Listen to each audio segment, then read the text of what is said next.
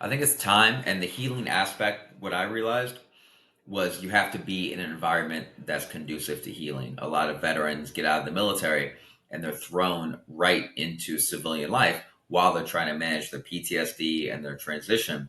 And they end up in this area that I like to refer to as veteran purgatory.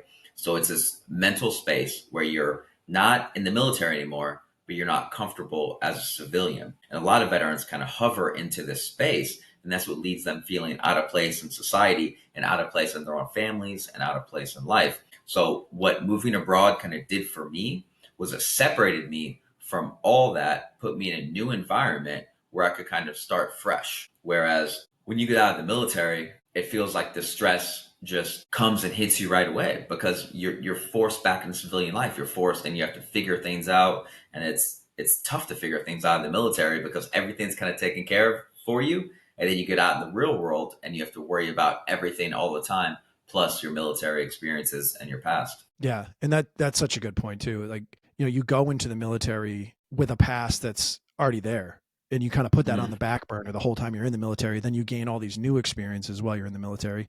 Then you get out. Now you're trying to deal with both of them: everything from before, everything from during, and now everything after. And you bring up another really good point of you're so close to the forest that you almost can't see the trees. It's like you're surrounded by these things and you're really in the trenches of it. So it's unless you're going to get away, and obviously moving abroad is one way to do that. If you don't get some distance from those problems, you really get bogged down in them to where you can't really see any sort of solution. Yeah, absolutely. You're so deep within your problems, you're so deep within your PTSD that you can't step back. And a lot of veterans get what's called treatment resistant depression, where they try a treatment, a pill, it doesn't work. They adjust the dosage, that doesn't work. They try another medication, that doesn't work. They try therapy, that doesn't work. And they never really break free of that box to get out there and try entirely different things. And that's why I turned into kind of like a big proponent of psychedelic therapy for veterans after I went to Peru and did it myself. And the only reason I did it was because a lot of other shit just never worked.